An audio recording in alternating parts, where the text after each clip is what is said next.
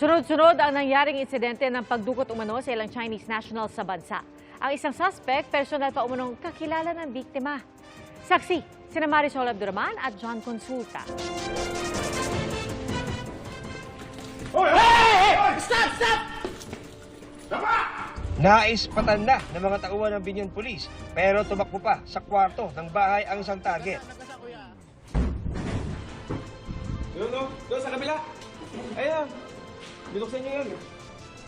Nahuli rin kalaunan ang mga umunoy kidnapper ng Chinese na nagtangkang tumakas. Dayuhang negosyante ang nagsumbong sa mga pulis. Dinukot daw siya noong October 30 nang magpunta sa isang hotel sa Parañaque para sa inakalang business meeting. Did the kidnappers hurt you in any way?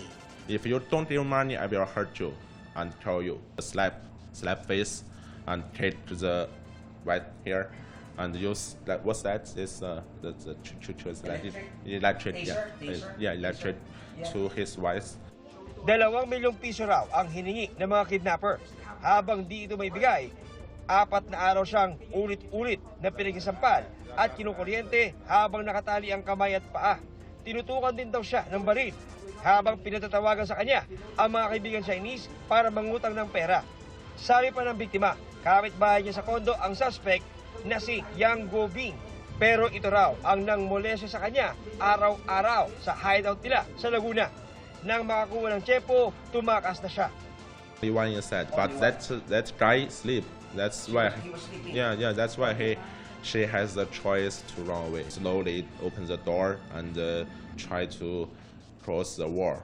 And when she cross the wall, she run away. Umabot daw sa 1.2 million pesos ang na-money transfer sa mga suspect at tinangay din umano nila ang luxury car ng biktima. Agad tayong nag-conduct ng hot pursuit operation at yun nga, natunto natin itong 3 kumidnap dun sa babae. Nakuhanan natin sila ng, ng baril, yung senyorita, pati mga bala. Na-recover din natin yung ginamit na pang-kidnap sa kanila, yung Fortuner na SUV. Nang makaharap namin ang 3 suspect, No. Ask for money? No. Her? No. What about you? Money? You ask money from her? You kidnap? You kidnap her? Kidnap? No. No? No. What about you? This one? No? No. Do you know her? You don't know her?